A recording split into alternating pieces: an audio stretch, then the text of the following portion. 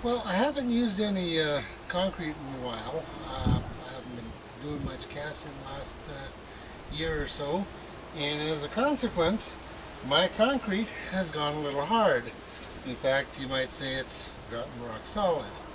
So, but there is a solution to this problem. Um, One thing I've always disliked about the concrete industry is the fact that they use paper bags to ship a lot of this stuff in. As a consequence, it tends to absorb moisture from the air and harden. Well, once that happens, the concrete's no longer usable. Or is it?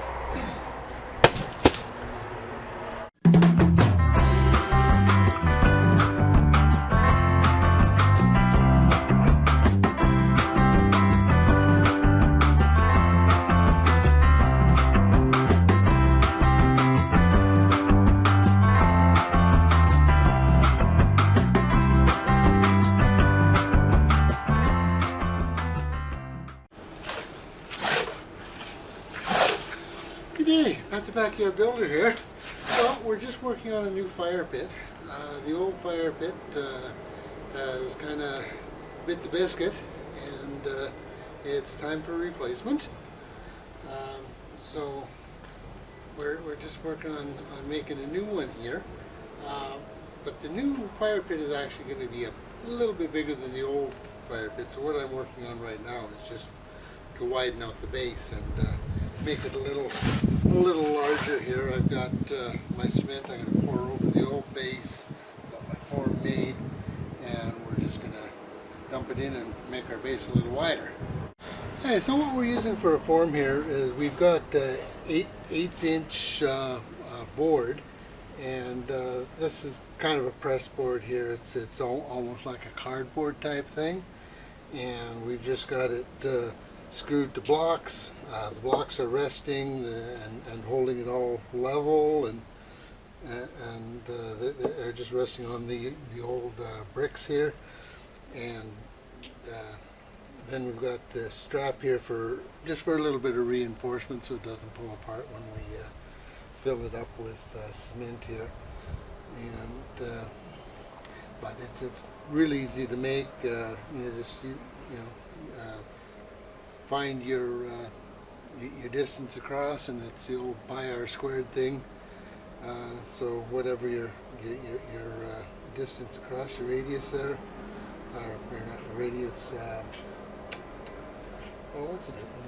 Distance across times 3.14 basically gives you the length of the form that you need. You just put some supporting pieces on it, bend it into a circle, and screw it together. It's simple as that. But the old fire pit was 36 inches, and it was a cement block thing that I had put together. I had a fire brick on the inside, an inch gap, and then I had decorative cement blocks on the outside.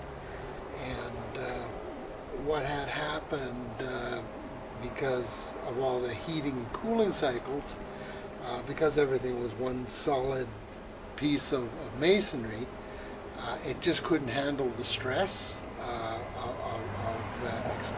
the constant expansion and contraction with the heating and cooling cycles.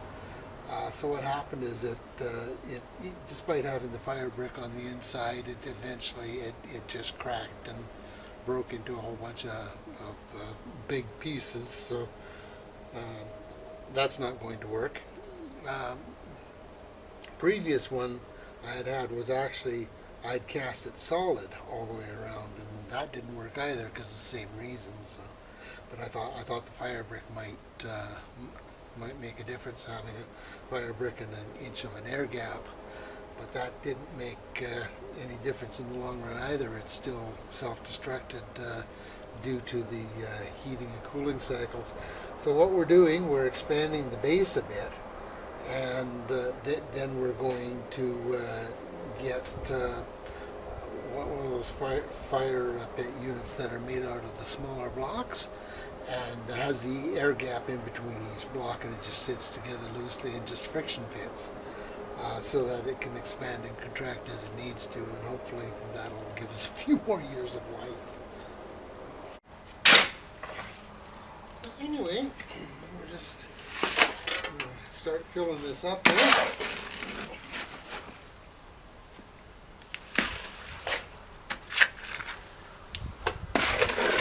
That's some old cement I'm using from the shed, just giving you a little extra oomph with some more fresh powder.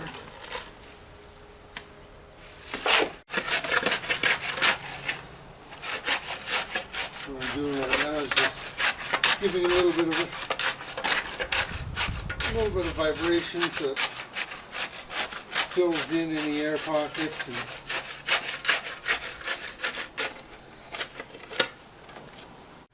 simple way to open a bag, just take a hoe and cut it in half, just like so. Now all you have to do is just lift up in the middle and you got half a bag.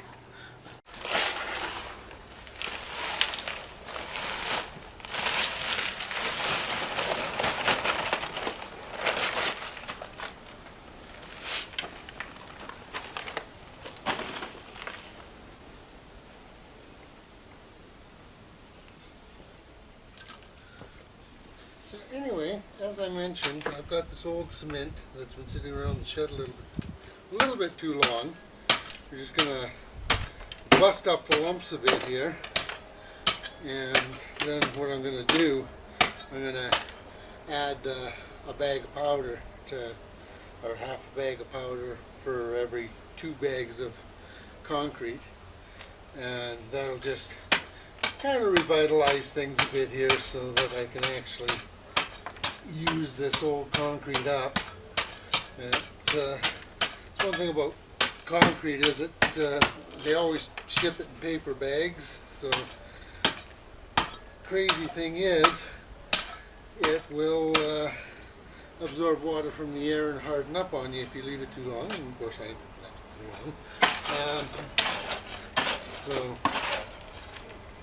word of advice, try and use your concrete up and keep it nice and fresh.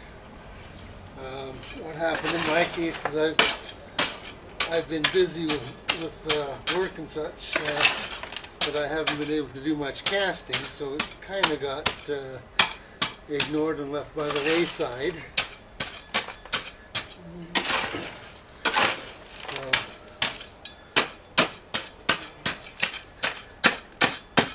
But this powder, although it's very weak, it will have some holding power, and then with the addition of the fresh powder, it'll actually work just fine. But if I were to just use this old powder, this old concrete mix as it is, I would be running into issues with it, cracking and falling apart on me in no time. But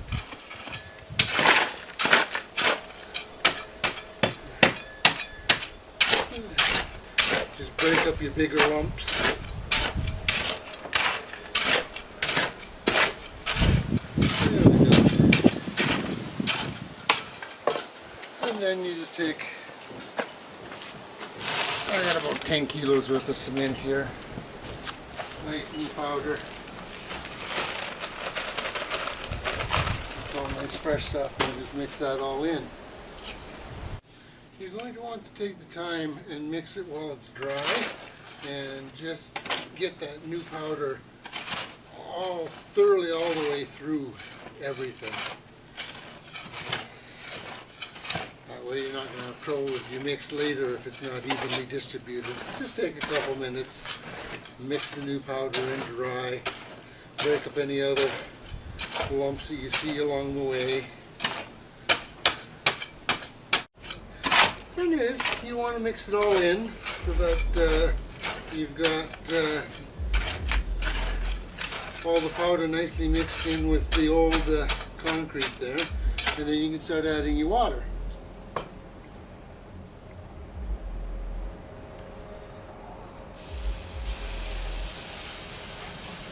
Just add a little bit at a time, that way you don't get your concrete too moist.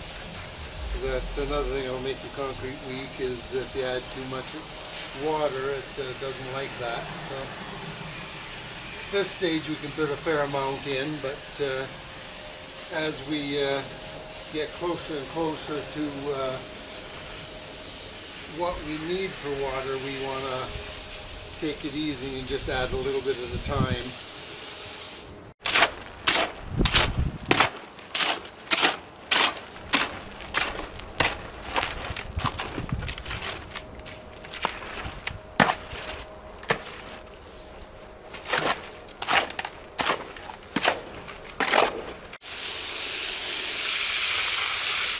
What'll help you gauge sometime is if you get a little bit of water into a corner, and then you just start mixing in and you get the concrete to the consistency that you want it.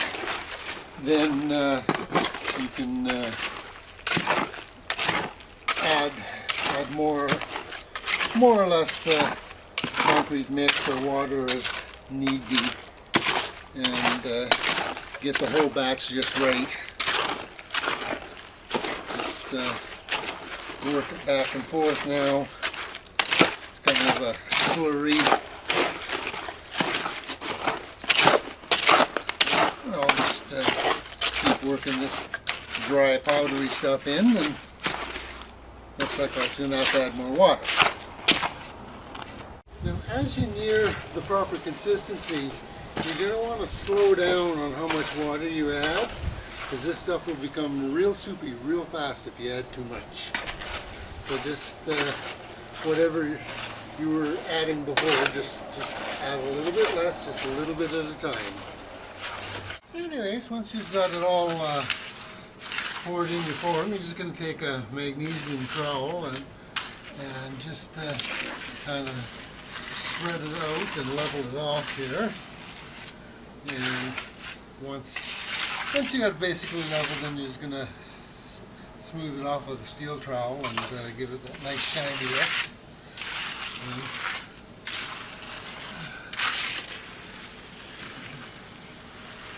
Just mag it down. Use the heavier magnesium trowel to knock your rocks down.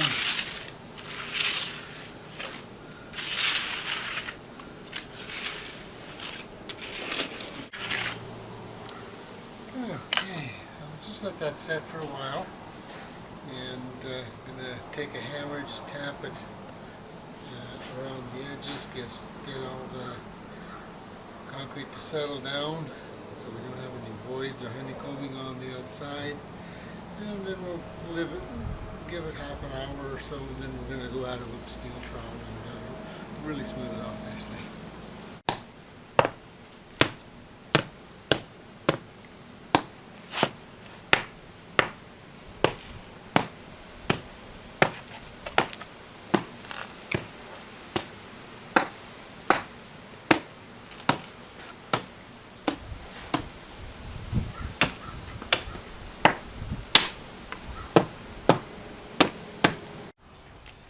Now, one thing I want to point out, okay, you notice there's a little bit of water pooling on top here.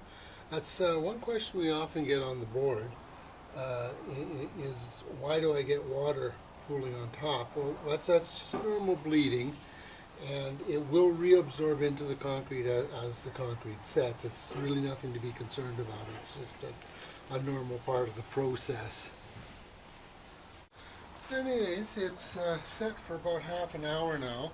So I'm just going to take a steel trowel, and we're just going to smooth the top of it here.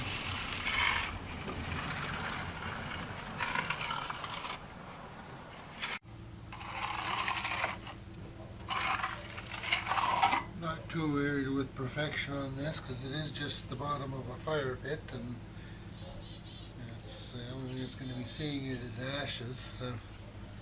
But we do want it to look reasonably nice.